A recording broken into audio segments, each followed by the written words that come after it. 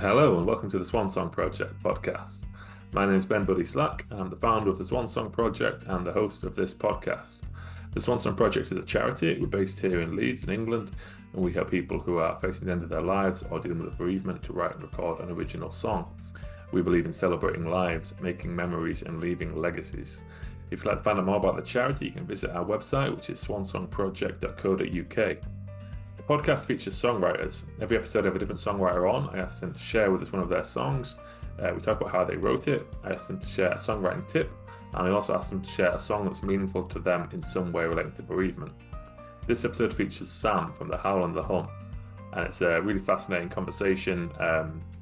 We go into a lot of interesting areas about songwriting, and we share a couple of key favourite influences that was fun to talk about.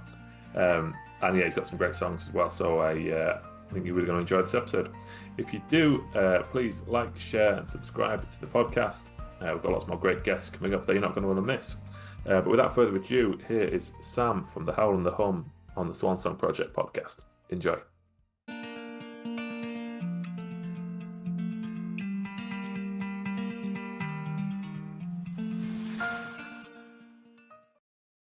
Okay, today I'm here with Sam from the Howl and the Hum. Thanks for joining me, Sam. Thanks for having me. Really looking forward to talking to you. So this is the Swan Song Project Podcast. For anyone new to the show, every episode I have a different songwriter on.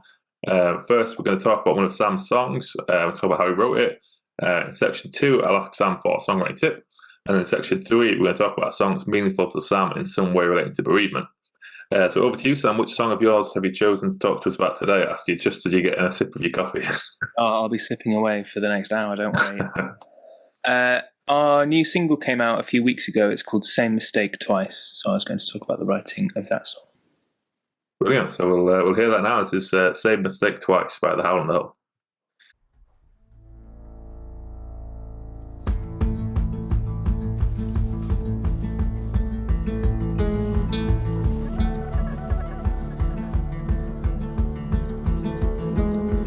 I never make the same mistake twice. I always aim for a third time. I climbed through your window, I tripped on the blind. I guess I'm impaired in my foresight. I spent all my youth playing video games that convinced me when we die, we go round again. All those mistakes, all these voice notes to you, I'll sidestep with grace when I'm here for round 2.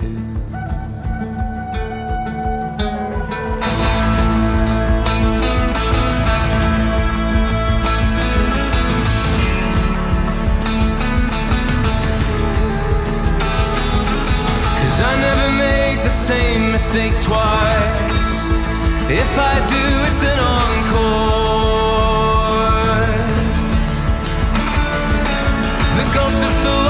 Monk in my mind says there's no such thing as a wrong chord.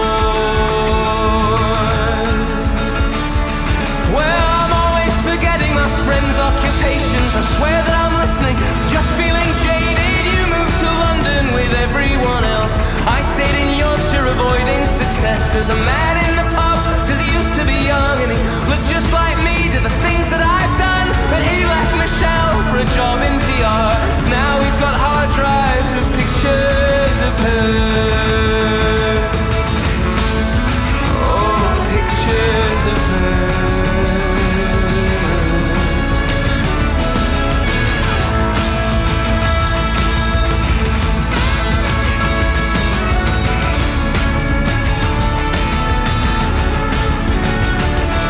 On the day I die, some judgmental man in white says I've wasted my life, but because he's feeling kind, he will give me one more try.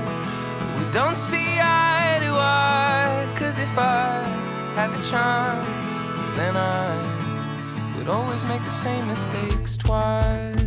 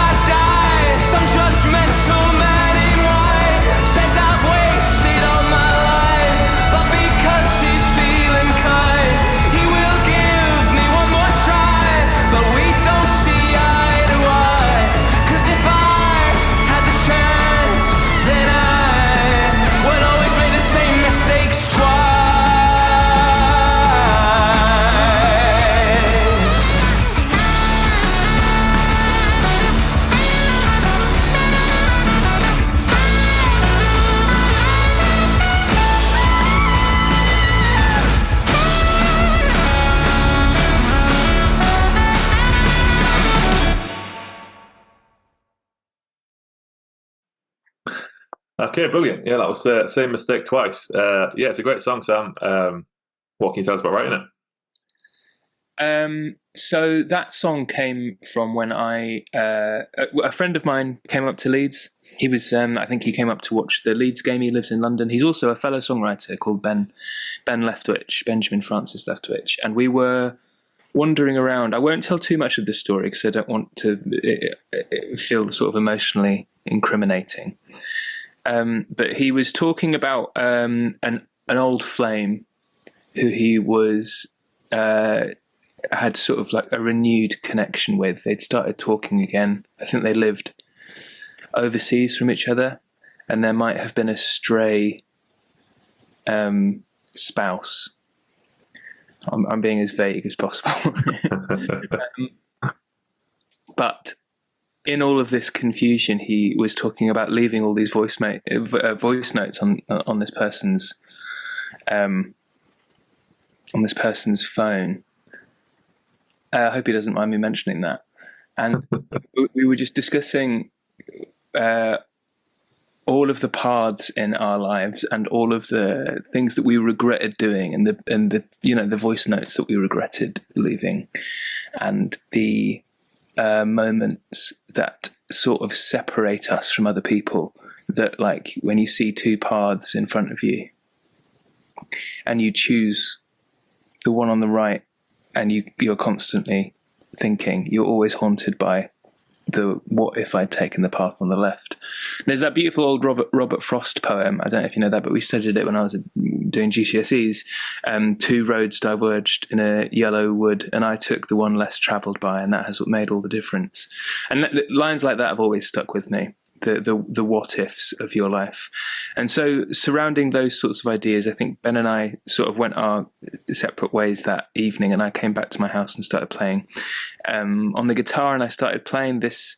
There's a little riff that comes in quite a lot later into the song, which is this sort of like a chugging little riff, and I started writing the song around that, just all on one string. Because as soon as Ben said it, I sort of walked home and wrote on the notes app on my phone, I never make the same mistake twice, I always aim for a third time. And the song sort of fell out from there. It expanded upon the idea that, well, if you go through your life constantly making mistakes, surely you'll just always be seeing yourself as a failure. And there's something so nihilistic about that I thought could be put in complete contrast with the sort of brave and slightly naive statement that, like, actually I'd rather be making all of these mistakes because I'm a product of all of my mistakes. I'm an amalgamation of every mistake that I've ever made, and that's how I've come here. And the reason that started to expand as an idea is because the album, which at the time was sort of being written, the album that's going to come out later this year, is all about regrets, and it's sort of about trying to learn to love yourself. It's coming from a very dark place, a place of real dread and anxiety, and sort of trying to find self-compassion in amongst that, in amongst any of your mistakes, in amongst any difficulties you may have finding empathy for yourself.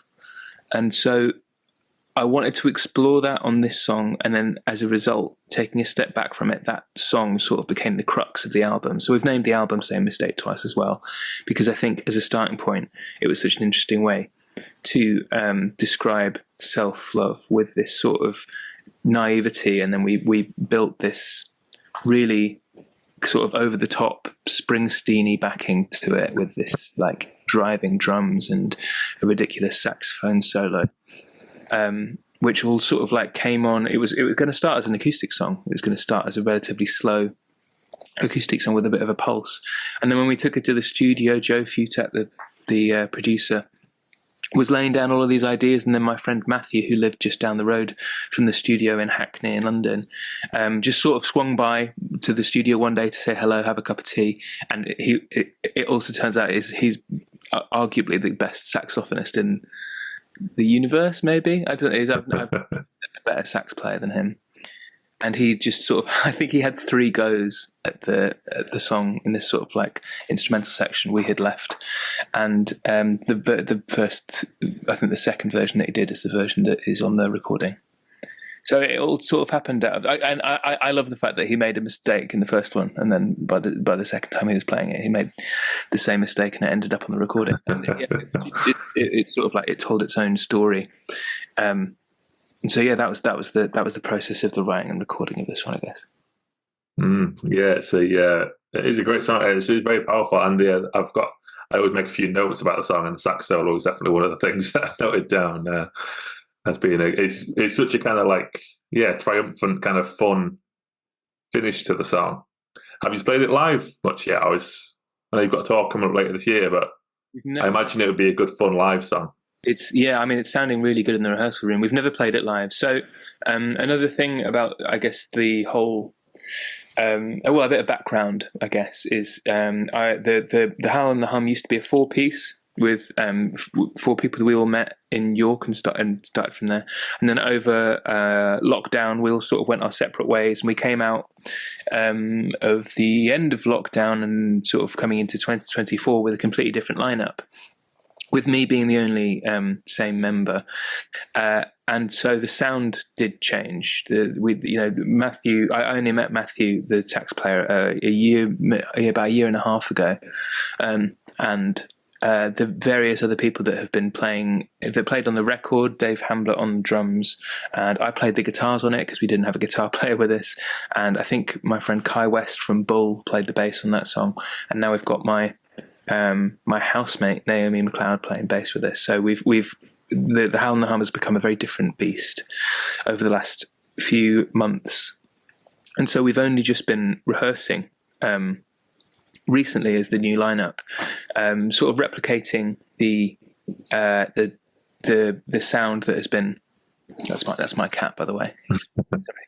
You can actually special guest. I tried to blur out the background as well. He is still a bit blurred. His face is coming through now. His body's blurred, but if this is being filmed as well, he would love that. This is So he no, you can go over there, mate.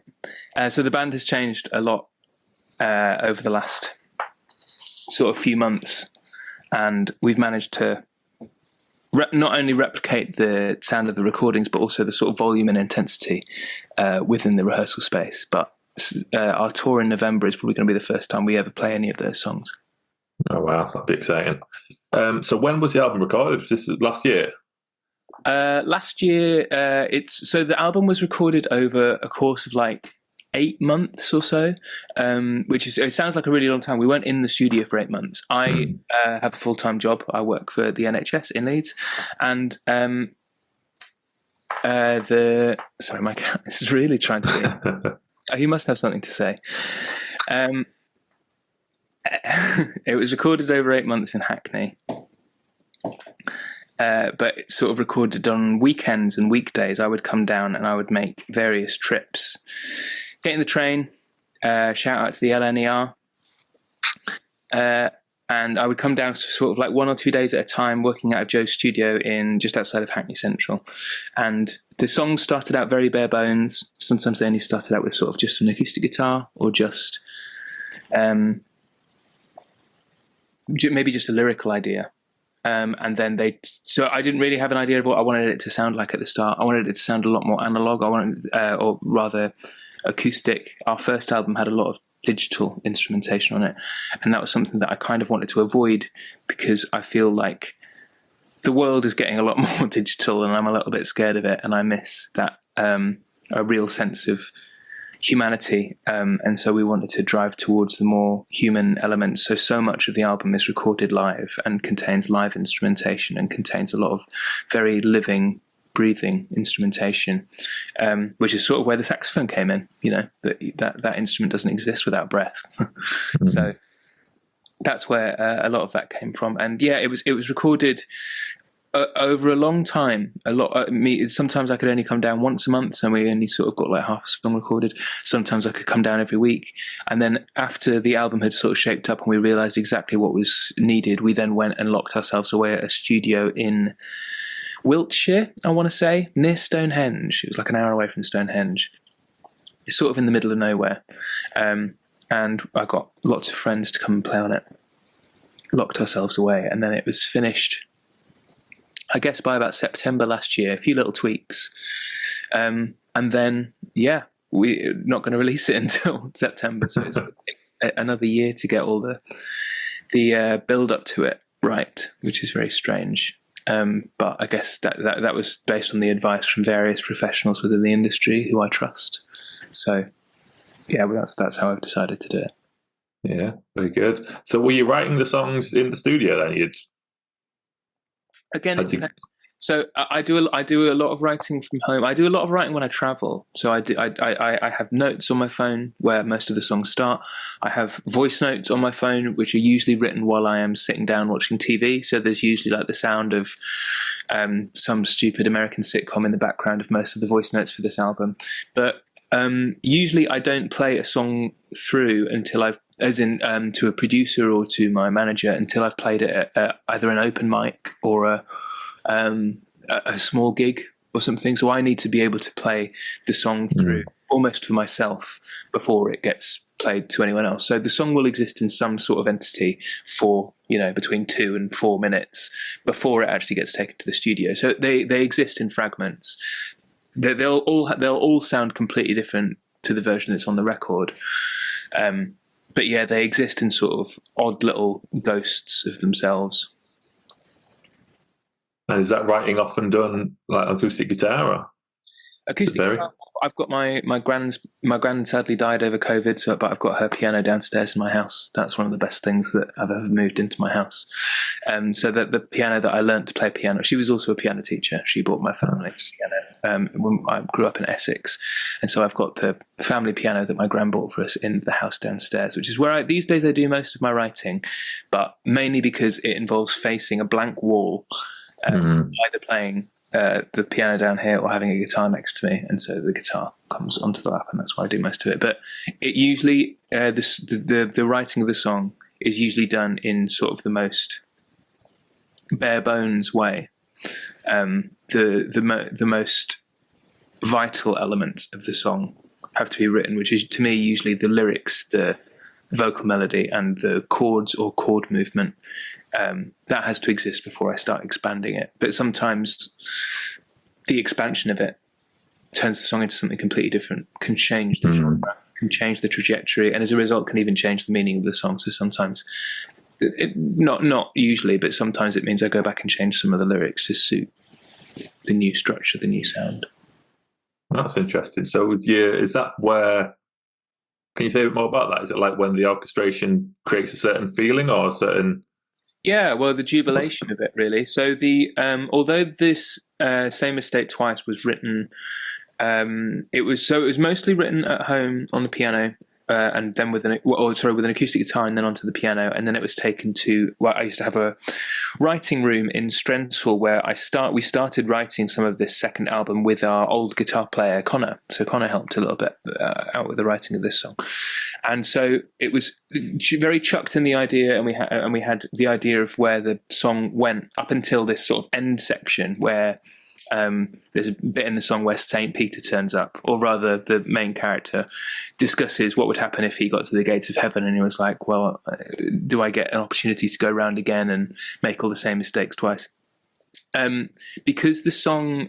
So when we took the song to the studio, that part wasn't fully written. It had an idea, had a vocal melody, and it had sort of an idea that we were going to introduce a third chord. So up until that point, the song only has 2 chords. So we were going to introduce the F sharp minor for any chord fans out there. Great chord. Yeah, it's a great chord. And when the song took on the shape that it did, we started to fit the lyrics to it because the rest of the song is sort of about all of the stories of the various different mistakes that you've made up into your life at that point. And I keep calling it a safari of mistakes because it is like you're going back through your life and witnessing all of the different choices you could have made. And when it gets to that point in the song, it's the character's sort of redemptive moment in which he says, well, although I've made all of these mistakes in my life, I can see all of them, I'm witnessing them, but they are the makeup of me. They are the absolute structure to everything that I am. So I need to either sort of take acknowledgement of that fact, or I need to acknowledge that this is who I am. And so because the song then took on this sort of exhilarated, over the top, almost celebratory nature, I felt like that was like, well, that's where the magic of songwriting comes in. Because I originally, this was going to be a very depressing song, and it turned into this celebratory acknowledgement that, okay, well, maybe despite all of the mistakes that I've made in my life, this is something to witness and celebrate and take not only accountability for, but also acknowledge that I'm a human being and acknowledge that all human beings make mistakes, and that is who we are, but we can learn from those mistakes. And sometimes it's the learning from the mistakes and the ability to make mistakes and then change our ways that can make us who we are and maybe remove some of that judgment.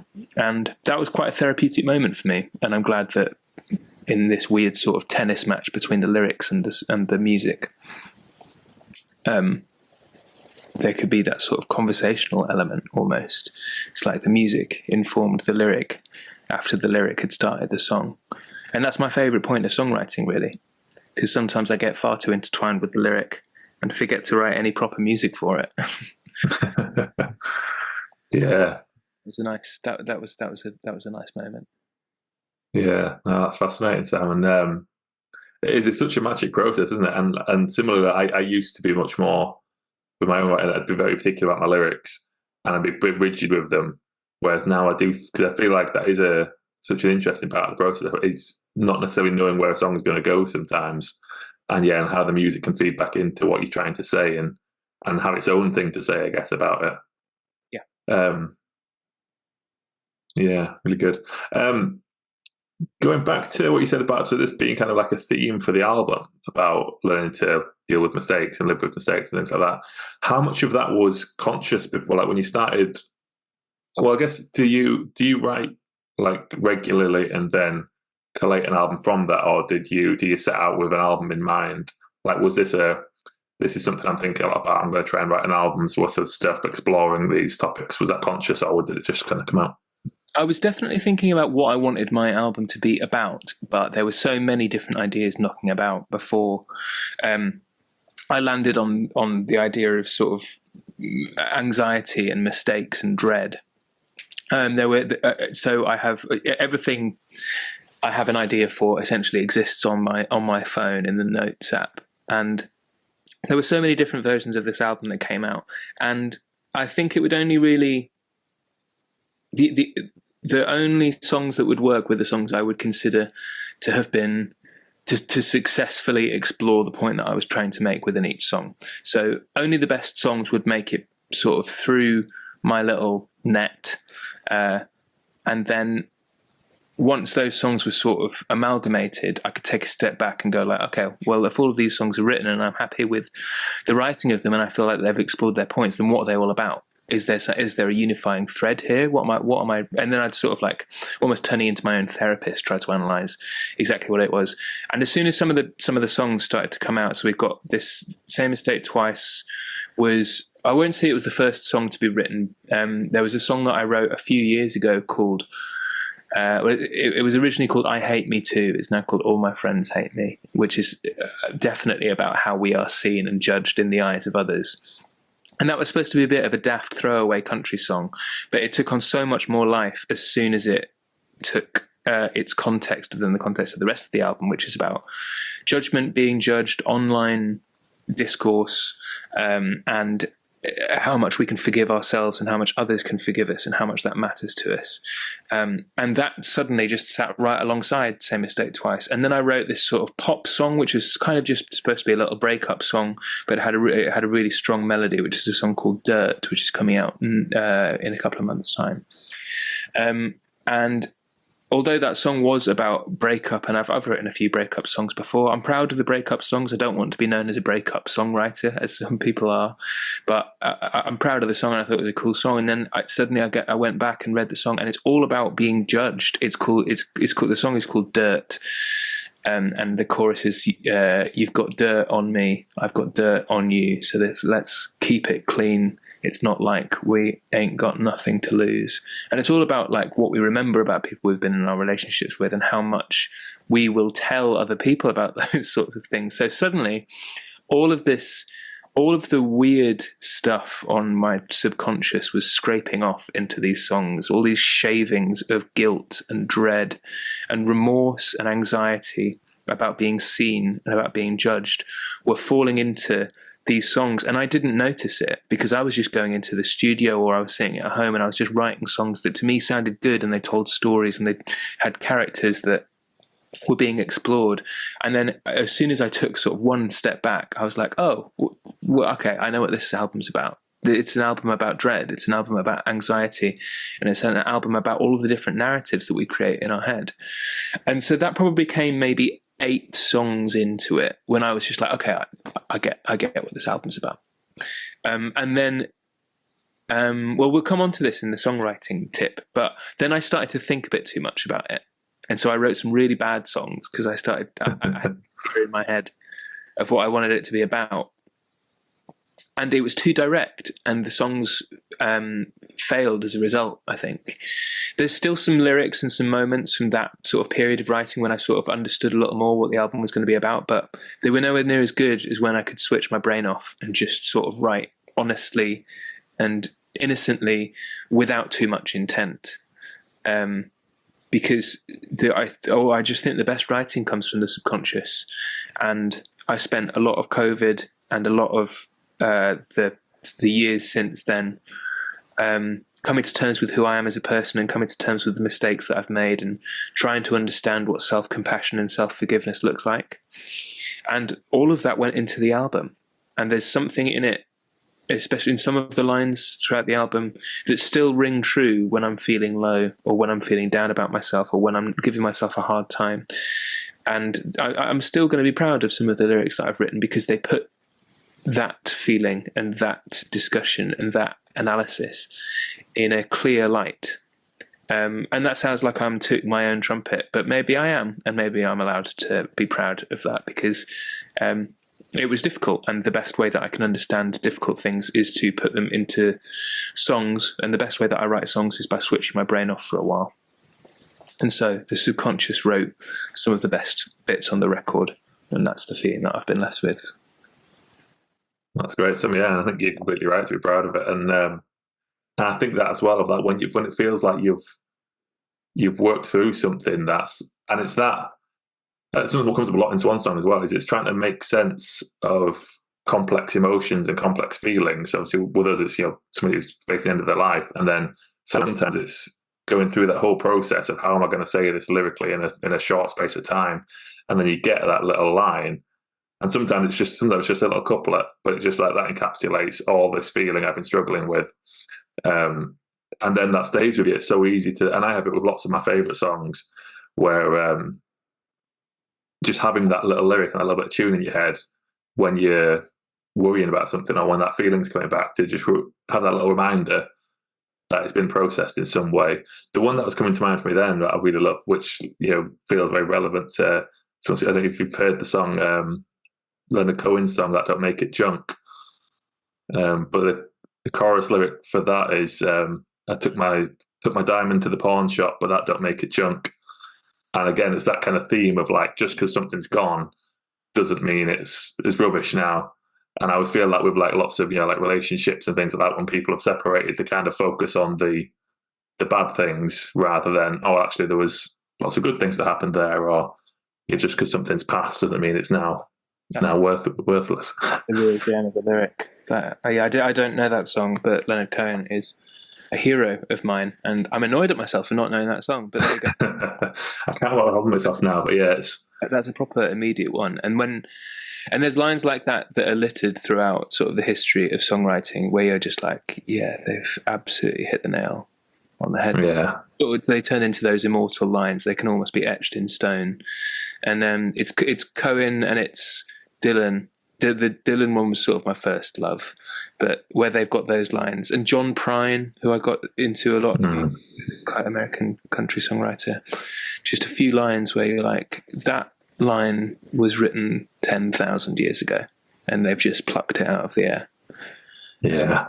It just feels immortal, and it's so satisfying to hear it as well, because you're like, oh, there's a universal truth in that. They are really, I guess, in the way that the Greeks and the Romans spoke about speaking from the divine, they're managing to channel something there, and it's usually so simple. Yeah. Yeah. Diamond to the Pawn Shop it's so great. It's very Leonard Cohen, and it's very conversational. It couldn't be anyone else, but it means something to everyone all the time. And that's it. I guess in a way, that's why you may have started this podcast, because that's the joyous thing about songwriting. It's constantly teaching, and it's constantly unfurling and showing you more.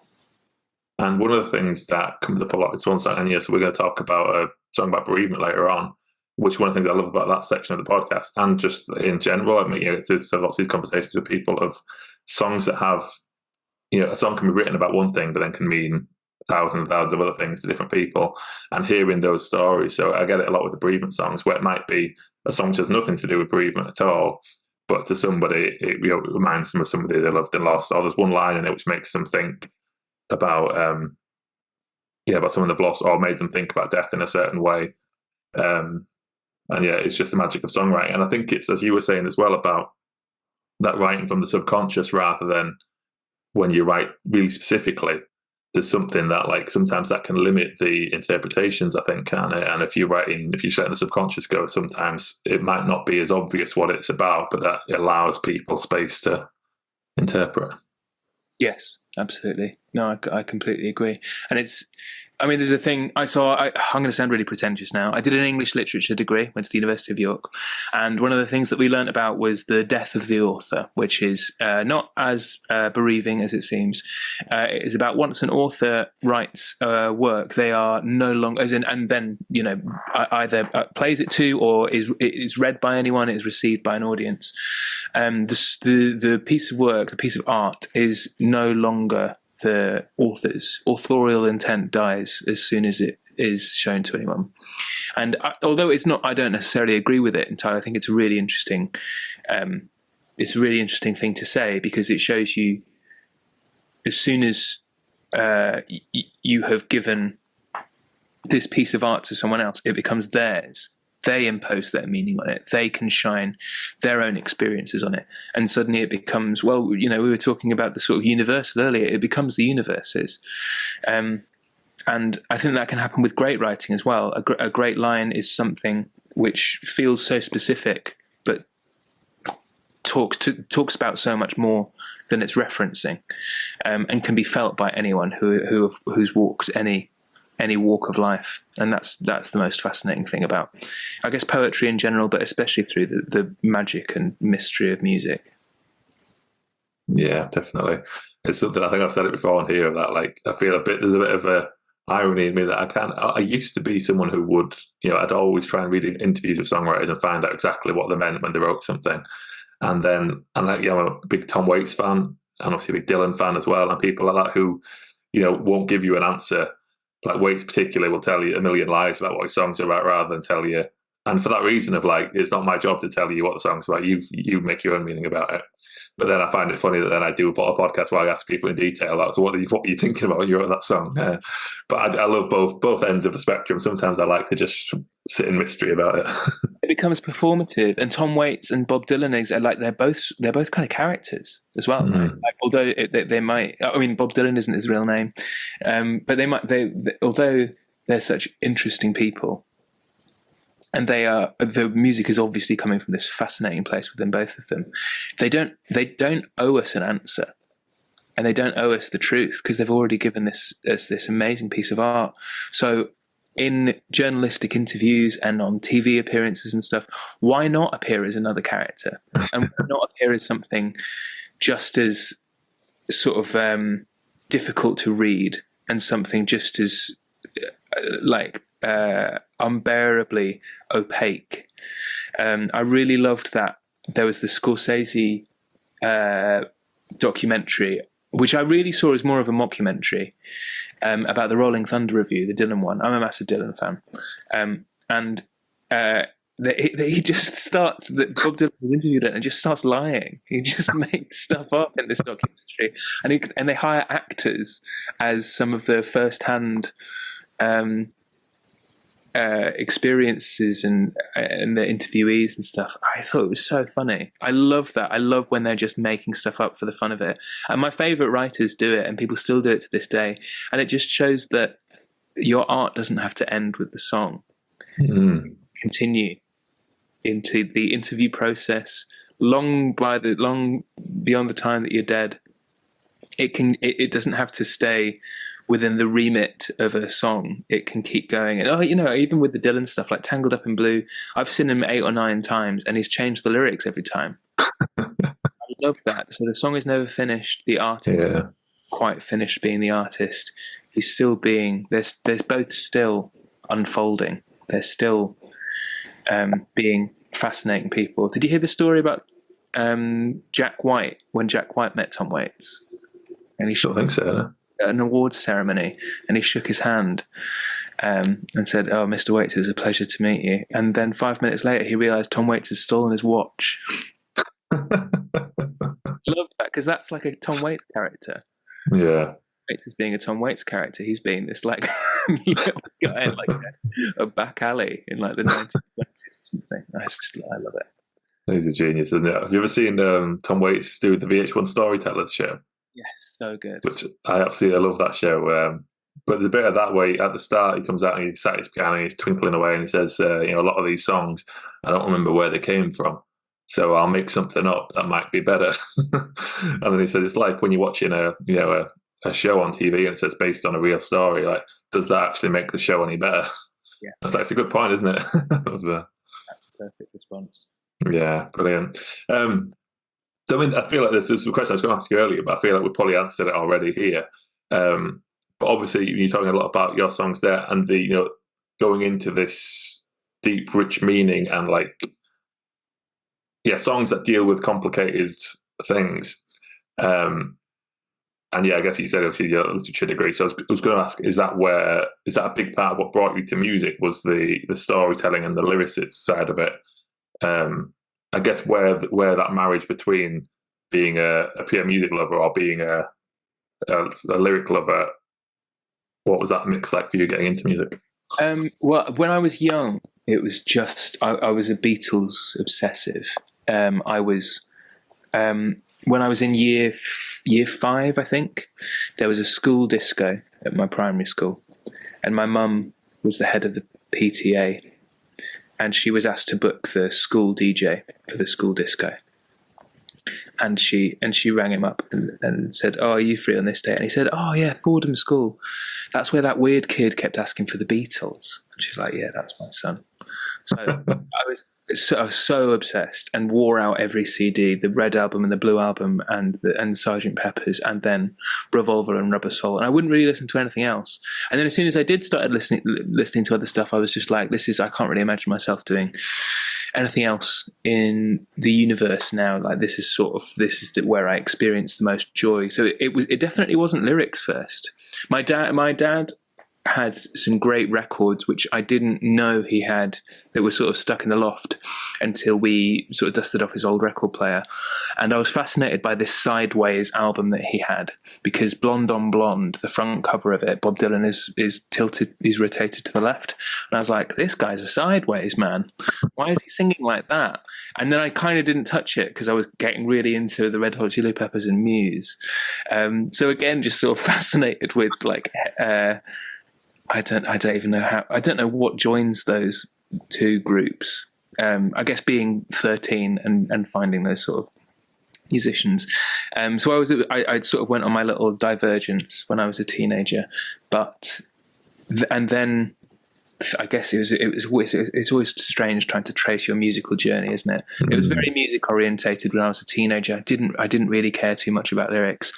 And then I found bands sort of when I was maybe 14, 15, I found the Pixies and Radiohead. And I was like, this is so much cooler. This is so much than I'd heard before. And then through Radiohead, I got really obsessed with Radiohead and sort of like know all of the B-sides and did all of my research, and then started to find all of the musicians that they were obsessed with. And then you get this sort of directness of influence where I was like, well, I only want to write songs that sound like Tom York had written them. So how do I do that? So you go back and you listen to what Tom York was listening to through my favorite Radiohead songs. And when I was sort of that age, I was really obsessed with the Bends and OK Computer and In Rainbows. And Tom York is a massive Neil Young fan. So I guess I found After the Gold Rush, and I heard the song After the Gold Rush weirdly on Ricky Gervais's Desert Island Discs. I have such a particular memory of listening to that. I was like, this is the most gorgeous thing I'd ever heard. And then I started singing really high to copy Neil Young and to copy Tom York. And then through Neil Young, found Bob Dylan, Joni Mitchell. And this is as I was sort of coming to university to study English literature, because I had no idea what I wanted to do with my life, because it didn't seem like music was a feasible career. And in some ways it still doesn't, but for all, I managed it. So I found Bob Dylan at just the time where I was starting to study poetry and literature and film, because I went to university in York for 3 years and studied all of that, and eventually ended up writing my dissertation on the lyrics of Bob Dylan. Oh, wow. As a sort of turning point, because although I really loved York, I still love York. I wasn't very good at sitting in the library and doing a load of work. When I moved to York, I was a very confused person, and then I sort of started to find my identity in the open mics and folk nights in town, because York has more pubs and bars than people, I think. So you just go into town and there's always music up and down the street. And I would just go and play every open mic on a night out. Sometimes there were sort of 6 open mics in one night in a row, and I would go and play all of them. And I was obsessed with Bob Dylan, so I was going out and playing Bob Dylan songs, and then I was trying to replicate Bob Dylan songs. So that, I guess, whilst also reading, T.S. Eliot's essays, which is, I guess, where the interest in lyrics came from. And then I never really lost my interest. And then as a result, found Leonard Cohen, and just got obsessed with it and loved bands, and then tried to find sort of the modern equivalents, people that were in their 20s who were writing music like that all across the world. So, or sort of people who were newer than the 60s artists that I was slowly loving, and found all sorts of weird stuff, all sorts of strange stuff. Well, he wasn't in his 20s when I was at university, but I love the Mountain Goats. There was sort of a real young love of mine, John Danielle. Everything that he's ever written, I think, is always coming from an extraordinary place. And he's also got this sort of a voice that you wouldn't necessarily suit for the radio, a lot like Leonard Cohen. But he's arguably the best lyricist since those people. I think he was once called the greatest lyricist outside of hip hop by some pretentious magazine, which is probably correct. I think he's one of the best storytellers in the world. But his songs move me in ways I can't really describe. And well, we'll come on to it, but Bill Callahan is really up there as well. And then in terms of more modern artists who sort of have been releasing music for the last decade or so, Phoebe Bridgers is a huge influence. I think she's brilliant. And Lucy Dacus and Julian Baker, boy genius. Lana Del Rey. I love modern pop music. I think modern pop music is having such a resurgence in the best possible way. And then recently I've really got into, this is super pop, but Chapel Rowan. I don't know if you know her. No. Amazing. Very camp country music. I guess it's country pop music, really, but it's she's going to take over the world. And I've been really obsessed with her album recently, which definitely doesn't sound like Bob Dylan and Neil Young and Leonard Cohen, but it's got a real lyrical crux to it, because I think the music industry, especially the pop industry, has come round to the fact that a great lyric will make a song last 1,000 years. Some of these young artists, I say that like I'm 100 years old, but some young artists are writing some of the best, funniest lyrics I've heard in years, especially in the pop realm. So yeah, Chaperone and Samia, she's also brilliant. A lot of sort of like LA-based artists. And Christian Lee Hudson, who's in the wider world of the Phoebe Bridgers universe, is very good, very funny. He writes some fantastic music. Sort of in the vein of Randy Newman, who's also a hero of mine. I could just go on forever. Listing various people, and then we would both die in our. That sounds good. There's a few new things for me to check out there, which is good. I'm always excited to hear new. Like for me, the interest in lyrics has always been a real love of mine, and artists who deal with complex. Like I love a good simple pop song as well, but I particularly love songs that you can listen to over and over and over again and think about over and over and over again, and still feel like you're learning something. Like that Lanico one I mentioned, that I still think about that song all the time, and it's years and years of thoughts coming out of it. Yeah, and the older that you get, you can not hear a song for 10 years, and then you come back to it. I listened in full to Freewheeling Bob Dylan yesterday for the first time in ages, and there's a song that I think I used to ignore called Bob Dylan's Dream, which is just about him having a dream about him spending time with his childhood friends. And I don't know why, it had always been one I ignored on the album. I mean, the album is so chock-a-block full of bangers. It's like the fact that he wrote it when he was like 19 or 20 is unreal. So I guess in comparison, it's almost like that song falls down amongst the rest, but it's so gorgeous and so simple, just about him and his friends sitting down around a table laughing when they were kids and having a good time. And it's just like what I would give to go back to that time. It's so beautiful and so sentimental, and I don't think you hear many songs of his like that, especially around that time. And it almost gets washed away by the fact that he also wrote "Blowing in the Wind" and "Don't Think Twice" on the same album. But it's just gorgeous, and I'm only truly being affected by that song now. I'm at another 15 years after first hearing it. Yeah, amazing. Good stuff, Sam. Let's move into section 2 now, shall we? This is where I ask for a songwriting tip. So what would your tip be for us today, Sam? My songwriting tip is don't think. So I always think that the best music is always written once the subconscious kicks in. And it's so difficult to get to a place in which you have let go, you sort of let go of the wheel, and you are, for use of a better word, freewheeling. But once because you can do all the musical education in the world, and you can learn everything about all of the music that you love, but it doesn't necessarily mean that you'll write anything like that.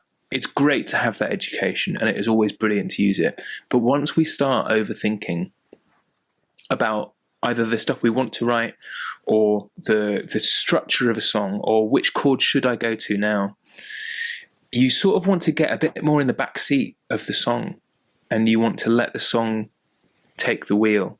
It's always so difficult to get to a place in which the subconscious entirely takes over. But I always find trying to not think, trying not to overanalyze what you're doing as you're doing it, is the best secret to songwriting I've ever experienced. And it's a place I try to get into, but as soon as you're trying, you're failing because you're trying to not try, which is always so difficult. So I guess the only way that you can truly get there is through routine and exercising the muscle of songwriting when and where you can.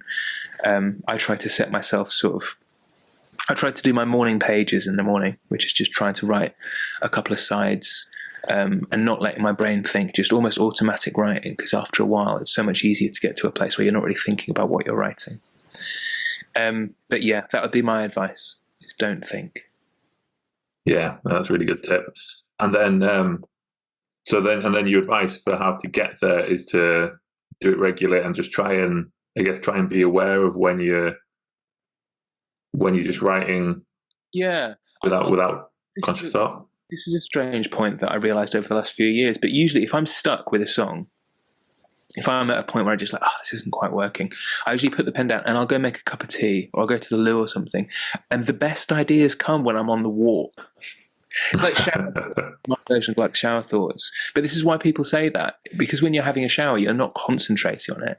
You're not sitting there just thinking like, man, I really got to scrub. You're falling into it. You're falling into a routine in which your brain is no longer in an active state or a struggling state. You're relaxed and you know what's happening. And so it's like you've got to this really comfortable point, and you no longer have to be actively thinking. So I guess the best way to do it is to still, learn your... I used to think no one should learn theory, and no one should learn any of the technical parts of their instrument or music or anything like that, because it was just getting in the way of your natural inclinations. I don't think I think like that anymore, because I think there's some really interesting and brilliant things that you can learn from people that have previously studied music and written about music and things. But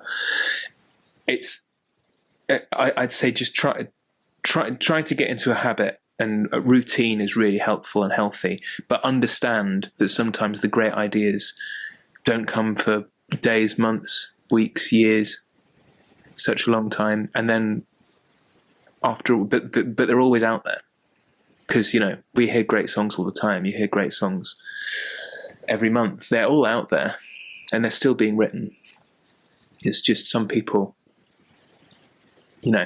there's a great line about Dylan's writing. It's like, everyone downstream from Dylan never caught a fish. Yeah. So I think it's a bit of a rude way of writing, because there's loads of people who have written better songs than Bob Dylan has written, and that's I think that's a really exciting thing to admit. And we can always be too quick to call something a genius, which is quite a scary word, because it implies that the rest of us mere mortals will never attain it, which is not true.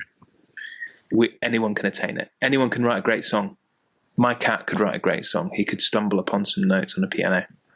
But anyone can write a great song without necessarily knowing what they're doing as well. Is one of the most exciting. Yeah. And it's that, obviously this isn't true for everybody, but like there's, a lot of artists where their first album is the greatest album. And a lot of time I think that is because it's like, there's lots of reasons that might contribute to it, but one of them is that it's like just they're so exploring at that time and throwing things out, and so some artists, they find it where the more they learn about their craft, the less they have of that freedom in the early days of when it is just pure playing around and trusting instinct, I guess, rather than trusting skill. And as we say, it's definitely not, it's not the case that you shouldn't have skills as well. Like the real greats manage to use them both, but you're right that lots of people's first songs can be just as good as songs they've written after a 50-year career. It's one of the interesting things about art, isn't it? It's that like it's not the more you do it, the greater your skill set. And we came on a podcast a few episodes ago, was like the harder you work, none of that contributes to the better outcome. It can do, but it also might not be sometimes. And Dylan's another great example of this. He says lots of his best songs he wrote in 5 minutes, and then he might spend 10 years writing a song, which might be, but then and then Cohen's the opposite, isn't it? Cohen says that, what did he spend 10 years or so writing Hallelujah? Yeah, between the two of them, where Dylan says, "How long did it take you to write Hallelujah?" And Cohen says, "It took him 10 years. How long did it take you to write I and I?" 10 minutes. Yes.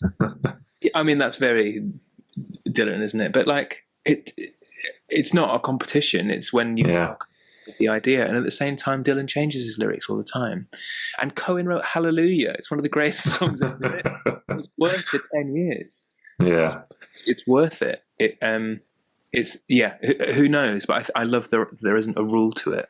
You don't like putting in a shift at work. There is no tangible way of being able to judge the merits of a song that you've written at the end of the day, if it moves you when you hear it, because you're your first audience.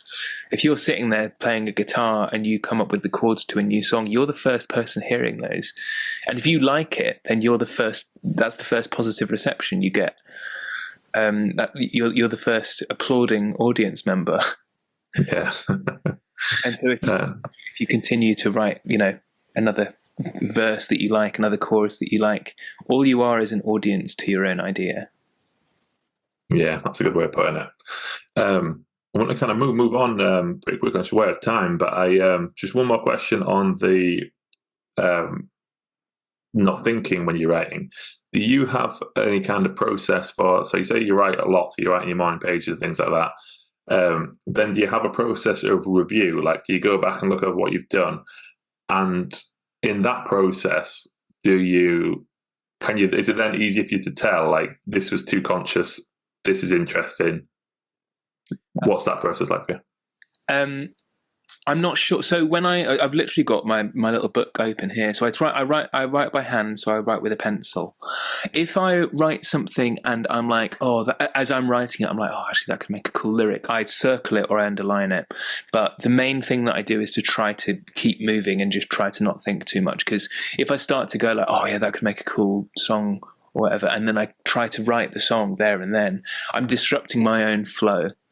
And the flow is sort of the important thing. That's kind of the thing that you want to hang on to, is like, if you ever try long distance running, the worst thing you can do is stop. You need to carry on even if it hurts, because if you stop, then you're done. You have to stop.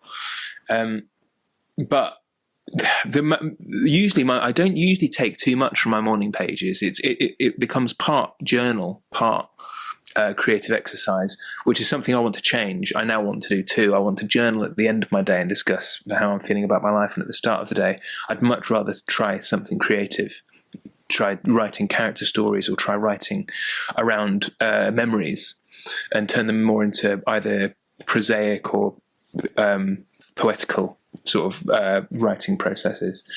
But it's rare.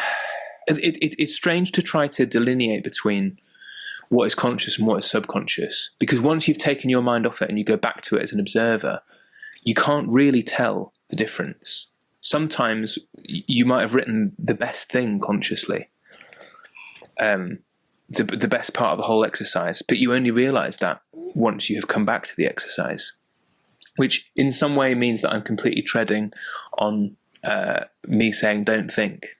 And one of the strange things I've realized recently is within my writing process, when I'm there and I'm just trying to either tie up loose ends or finish writing songs that haven't been finished for ages. There's loads of songs with loose ends, loads of songs that I haven't found endings or the right chord structure or whatever for. If I set myself a little timer or something, I can sit down and I can try really hard. And sometimes some of the best stuff comes from trying really hard. And I'm like, there's these two brains working here. There's an incredibly active brain, and then there's also the subconscious brain. Although I believe that some of the best stuff comes from the subconscious brain, sometimes the thinking brain will still take charge, and you can still come up with something. It's like trying to wring a towel really hard. And sometimes there's still stuff coming from it. And again, who knows? Maybe there aren't any rules to songwriting, but it kind of gives me a little bit of faith that if you have taught yourself enough of the sort of technical specifications and the technical know-how of songwriting and music, that even when the conscious brain is kicking in, sometimes the rules can be followed and you can make something that is worth keeping, which is it's a nice thing to rest back on. When you can't activate the subconscious, sometimes the thinking brain can kick in, and that's not the worst thing. Hello, I am Richard Gibson, and I wrote a song with the Swan Song Project for my son Leo, who died in 2021, aged 17. Leo loved to listen to and play music, so this felt like the perfect way to acknowledge our loss. Writing and performing the song has helped me express just some of the things that made Leo such a special person to so many people. It also taught me some wonderful creative skills I can use to help me with my grief. Now the song is finished, it is out there for anybody to listen to, keeping Leo's memory alive for as long as there are people to sing and hear his song. Please donate to the Swan Song Project to help more people like me write a swan song. Thank you.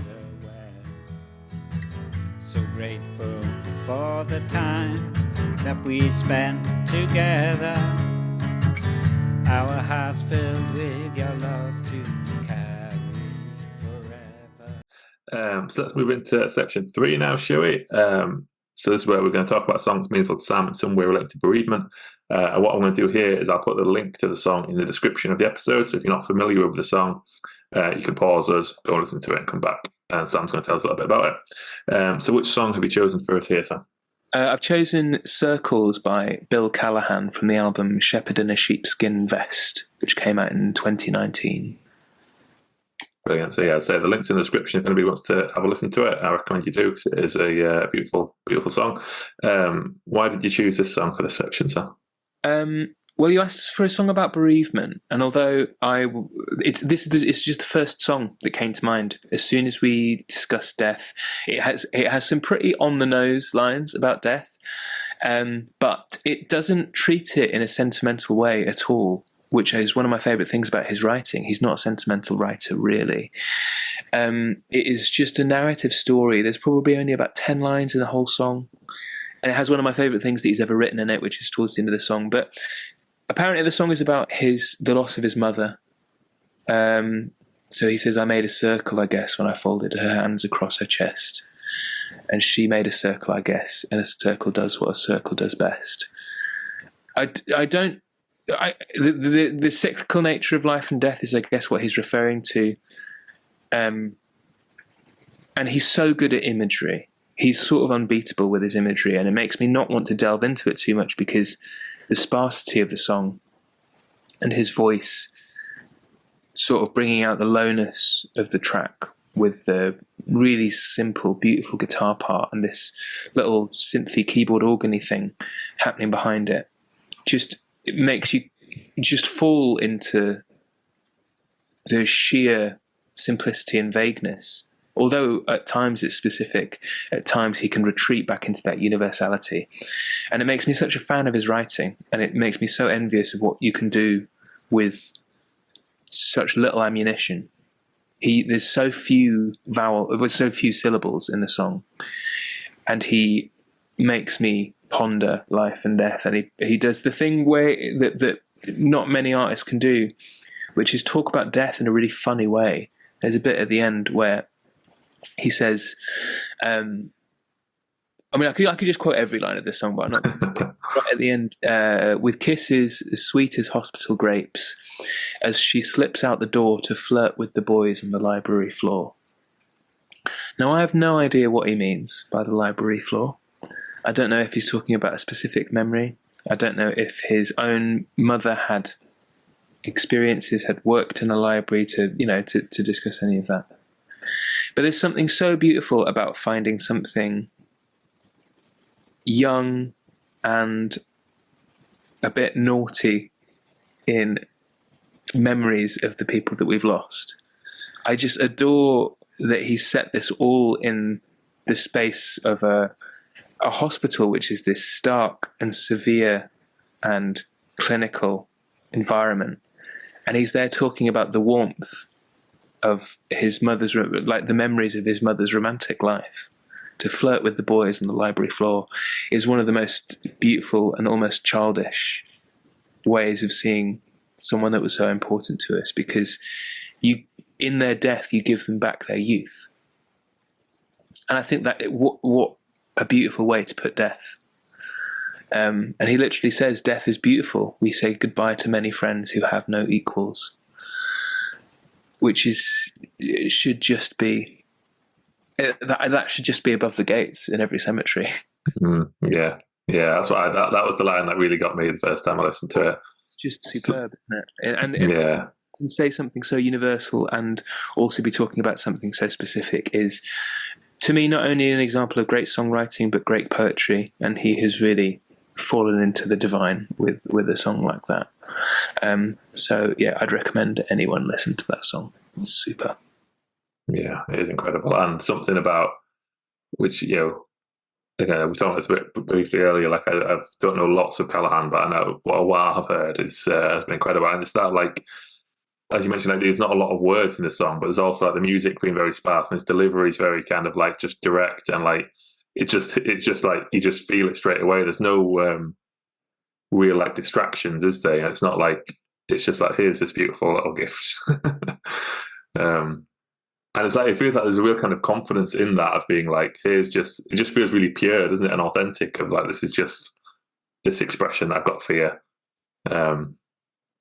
I'd love to know what his process is like of how if that feels like the kind of thing where he just sat down and like, here we go, done. And like not overthought, just. Yeah. And only a handful of chords. Nothing about it feels overthought. It feels an innocent song that came out. Here is an expression of how I feel about this person and how I feel about this subject. And it hits every nail on the head. And it leaves enough. It doesn't go into any sort of explanation. It doesn't over-explain itself. And then I guess to that extent, it's not worth over-analysing because the song is exactly what it does best. It speaks for itself. It's great. It's fantastic. And that seems like a good point to wrap things up. So thanks a lot for your time, Sam. It's been a real pleasure talking to you. Thank you so much. Nice one. Thank you for having me. Yeah, no, it's been great. And remind us again, when does the album come out? Album comes out September the 6th in full. September 6th. Yes, a few singles over the coming months, but then September the 6th for the album and November for the UK and EU tour. Fantastic. And yeah, I'll put all the links to your social media stuff in the description, so people can follow you and hopefully check out the album when it's out and maybe catch you on the tour. You're doing the Irish Centre, aren't you? Irish Centre in Leeds, yeah. Really nice. Yeah, great venue. Good stuff. Yeah, thanks a lot, Sam. And thanks a lot for tuning in, everyone. I'll be back with another episode soon.